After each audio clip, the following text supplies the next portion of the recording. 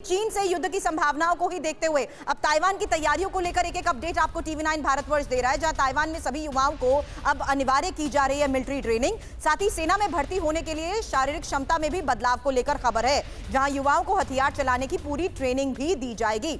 तो अब ताइवान में मिलिट्री ट्रेनिंग किस तरीके से जरूरी हो रही है उसकी एक एक इंफॉर्मेशन अब आपके सामने होगी, क्योंकि हमारे पास ये जिस तरीके से लगातार मनीष झा इंफॉर्मेशन दे रहे हैं कि ताइवान की किस तरीके से मिलिट्री स्ट्रैटेजीज को लेकर और रोजाना लिए जा रहे फैसलों को लेकर अपडेट आ रहा है, उसके तहत ये बड़ी खबर है जहां ताइवान में भी मिलिट्री ट्रेनिंग अब जरूरी हो गई है। तो देखिए किस तरह की मिलिट्री ट्रेनिंग दी जा रही है, इसकी पूरी डिटेल आपको बता दें। सभी युवाओं के लिए एक तो मिलिट्री ट्रेनिंग को जरूरी कर दिया गया है, अनिवार्य कर दिया गया है। चीन से युद्ध को देखते हुए मिलिट्री ट्रेनिंग जरूरी की गई है। सेना में भर्ती के लिए शारीरिक दक्षता में भी इसके लिए बदलाव किया गया है, क्योंकि इमरजेंसी लाइक सिचुएशन है। सेना में भर्ती के लिए युवाओं को लंबाई में दी गई है छूट। रूल, नियम, कायदे बदले जा रहे हैं। भर्ती के लिए 157 सेंटीमीटर लंबाई को घटाकर 155 सेंटीमीटर कर दिया गया है, कम कर दिया गया है। बीमारी का बहाना बनाकर सेना की ट्रेनिंग से आप भाग नहीं सकते, यह विकल्प ही नहीं। बीमार होने पर मेडिकल बोर्ड जांच करेगा और फिर आपको ट्रेनिंग में छूट दी जाएगी। भर्ती के लिए सभी युवाओं को 4 महीने की ट्रेनिंग दी जाएगी। हथियार चलाने के साथ साथ चीन से लड़ने की ट्रेनिंग दी जाएगी। और जिस तरह के आसार नजर आ रहे हैं कि युद्ध, जंग कभी भी छिड़ सकती है, उसे देखते हुए यह ट्रेनिंग बहुत ज्यादा अहम मानी जा रही है। हमारे साथ तमाम खास मेहमान इस वक्त मौजूद हैं।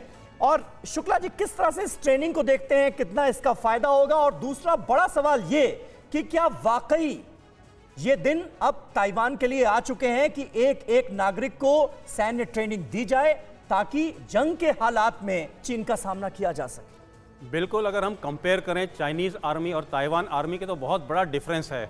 डिफरेंस हर चीज़ में है, हार्डवेयर में भी है और मैन पावर के अंदर भी है जी। तो इस समय ताइवान के पास ये ऑप्शन है कि उनको रिजर्व्स बढ़ाने की बहुत सख्त जरूरत है।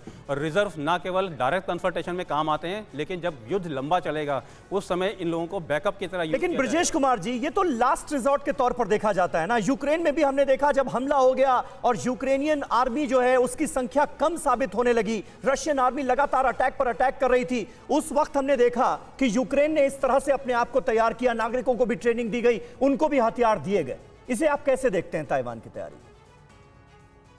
ताइवान और चाइना विज़ यूक्रेन और रशिया में बहुत सारा अंतर है। हाँ, वो हम सब जानते हैं, उसके ऊपर मैं नहीं जाऊंगा जी। मैं एक दो रियलिटी चेक करूंगा जिससे सबको पता चल सके कि हम शायद अगर हॉस्टिलिटीज हैं या वॉर हैं तो कब होंगी।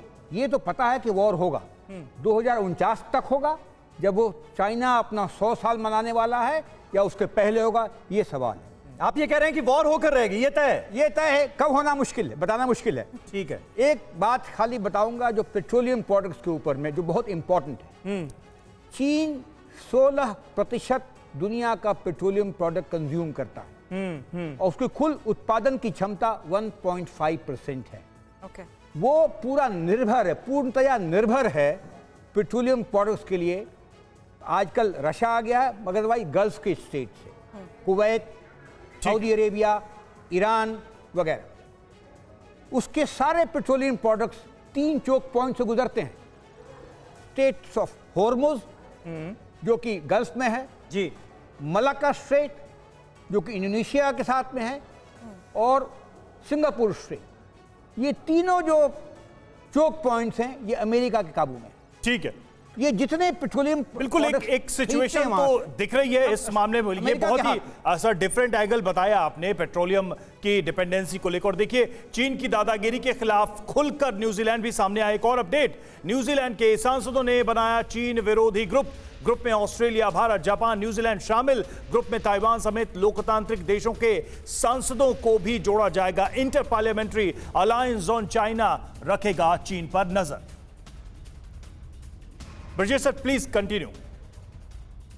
सर, अपनी बात पूरी करें आप। यस, तो मैं ये कह रहा था कि जब तक अमेरिका चाहेगा अंकुश बड़े जोरों से लगा सकता है, क्योंकि अमेरिका का प्रेजेंस गल्फ में, बहरीन हो, कुवैत हो, ओमान हो, इराक हो, बहुत तगड़ा है।